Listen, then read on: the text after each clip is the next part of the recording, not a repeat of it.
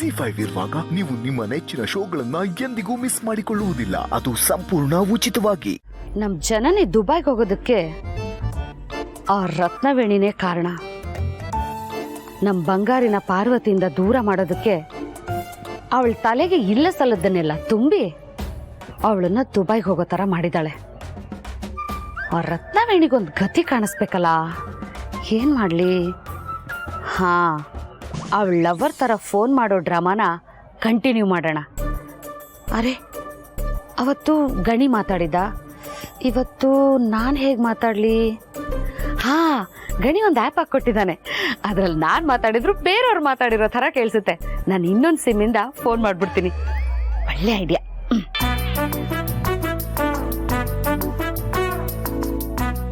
Hello, ಹೇಳ್ಕೊಳಕ್ ಒಂದೂರು, ತಲೆ ಮ್ಯಾಲೆ ಒಂದ್ಸೂರು, ಮಲಗಕ್ಕೆ boom ತಾಯಿ ಮಂಚ, ಕೈ ಹಿಡ್ದೋಳ್ ಪುಟ್ ನಂಜಿ, ನಗ್ನಗ್ತಾ ಉಪ್ ಗಂಜಿ, ಕೊಟ್ರಾಯ್ತು ರತ್ನನ್ ಪ್ರಪಂಚ. ಹೇಗಿದೆಯಾ ನನ್ನ ರತ್ನ? ಚೆನ್ನಾಗಿದ್ದೀನಿ. ಎಲ್ಲಿ ಅವತ್ತು ಫೋನ್ ಮಾಡಿದವರು ಇವತ್ತು ಫೋನ್ ಮಾಡ್ತಿದ್ದೀರಾ? ಹ್ಞೂ, ನೀನು ಊರಿಗೆ ಹೋಗಿದ್ಯಲ್ವಾ, ಅದಕ್ಕೆ ಇವತ್ತು ಮಾಡ್ತಾ ಇದ್ದೀನಿ. ಅರೆ, ನಾನು ಊರಿಗೆ ಬಂದಿರೋದು ನಿಮಗೆ ಗೊತ್ತಾಯ್ತು? ಗಾಬರಿ ಆಗ್ಬೇಡ ರತ್ನ. ನಿನ್ನ ನೋಡಬೇಕು ಅನ್ನೋ ಆಸೆಯಿಂದ ಅರಸನ್ ಕೋಟೆಗೆ ಹೋಗಿದ್ನ. ಅಲ್ಲಿ ಕರಡಿ ಥರ ಮೀಸೆ ಬಿಟ್ಟಿರೋನೊಬ್ಬ ಸಿಕ್ಕಿದ. ಅವನು ನೀನು ಊರಿಗೆ ಹೋಗಿದ್ಯಾ ಅಂತ ಹೇಳ್ದ. ಹೌದಾ? ಅವನತ್ರ ನಿಮ್ಮನ್ನ ಏನಂತ ಪರಿಚಯ ಮಾಡ್ಕೊಂಡ್ರಿ? ನನ್ನ ಲವ್ವರು ಅಂತಾನೆ ಹೇಳೋಣ ಅನ್ಕೊಂಡೆ. ಆದರೆ ನಂದು ಒಂದು ಸೈಡ್ ಲವ್, ನಿನ್ನ ಕಡೆಯಿಂದ ಇನ್ನೂ ಗ್ರೀನ್ ಸಿಗ್ನಲ್ ಸಿಕ್ಕಿಲ್ವಲ್ಲ, ಅದಕ್ಕೆ ಪರಿಚಯದವರು ಅಂತ ಮಾತ್ರ ಹೇಳಿದೆ.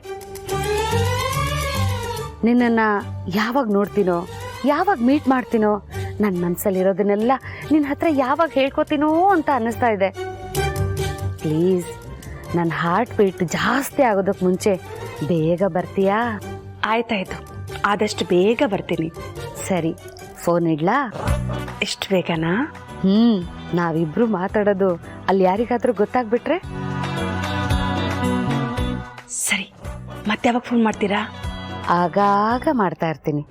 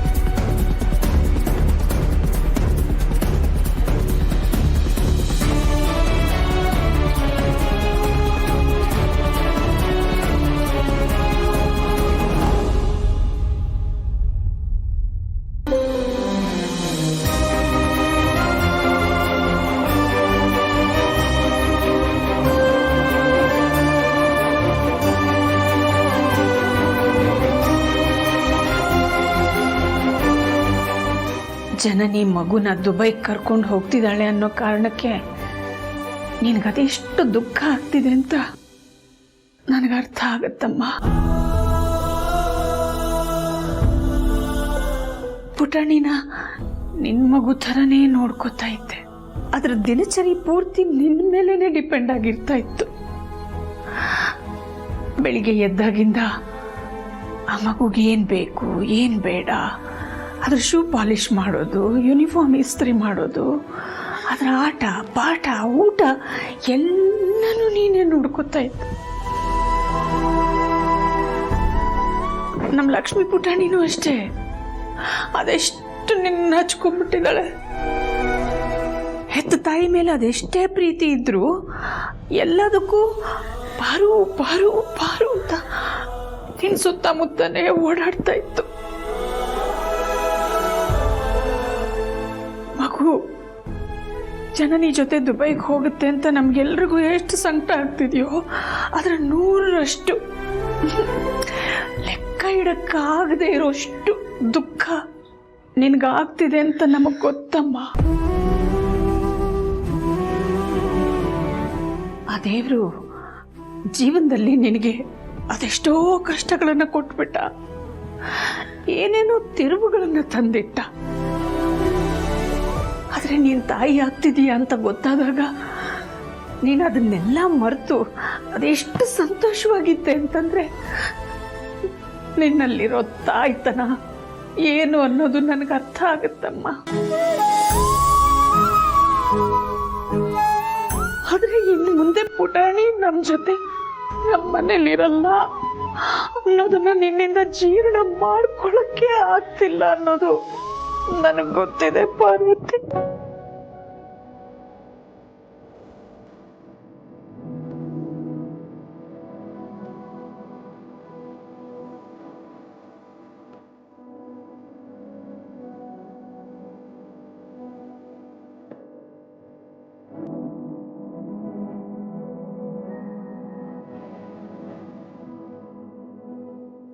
ಜೀವನದಲ್ಲಿ ಯಾವತ್ತೂ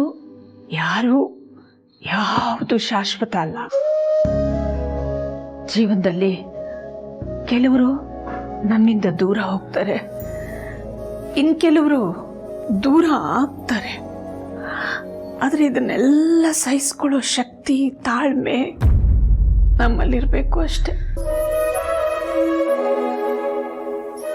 ಆ ದೇವರು ನಿನ್ನ ಜೀವನದಲ್ಲಿ ಅದೆಷ್ಟೋ ಪರೀಕ್ಷೆಗಳನ್ನ, ತಿರುವುಗಳನ್ನ ತಂದಿಟ್ಬಿಟ್ಟ. ಒಂಥರದಲ್ಲಿ ಅದರಲ್ಲೆಲ್ಲ ನೀನು ಗೆದ್ದುಬಿಟ್ಟೆ. ಹೆಚ್ಚಿನ ಬೇರೆ ಯಾವ ಆಸೆಗಳು ಇಲ್ಲದೆ ಇರೋ ನೀನು ತಾಯಿ ಆಗೋದಕ್ಕೆ ಅದೆಷ್ಟು ಆಸೆ ಪಡ್ತಿದ್ದೆ ಅನ್ನೋದು ನನಗೆ ಗೊತ್ತಿದೆ ಅಮ್ಮ.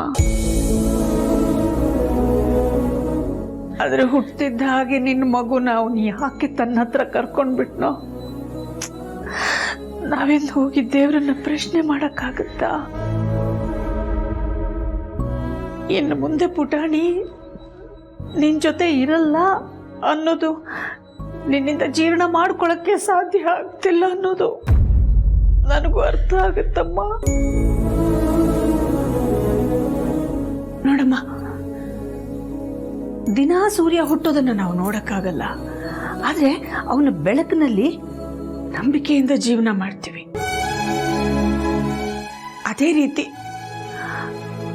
ಪುಟಾಣಿ ದೂರದ ದುಬೈಗೆ ಹೋದ್ರೂ ಕೂಡ ಅವಳು ನಮ್ಮ ಜೊತೆನಲ್ಲೇ ಇದ್ದಾಳೆ ಅನ್ನೋ ನಂಬಿಕೆಯಿಂದ, ನಮ್ಮ ಮನಸ್ಸಲ್ಲೇ ಇದ್ದಾಳೆ ಅನ್ನೋ ನಂಬಿಕೆಯಿಂದ ನಾವು ಜೀವನ ಮಾಡಬೇಕು.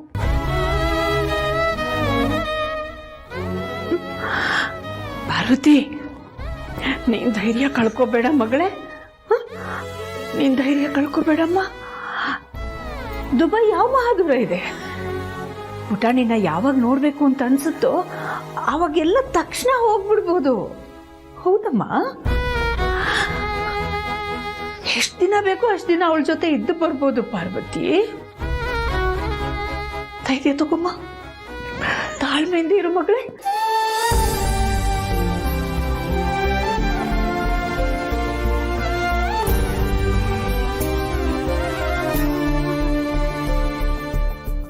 ZEE5 ಆಪ್ ಡೌನ್ಲೋಡ್ ಮಾಡಿ ಎಲ್ಲಾ ಸಂಚಿಕೆಗಳನ್ನು ಸಂಪೂರ್ಣ ಉಚಿತವಾಗಿ ನೋಡಿ.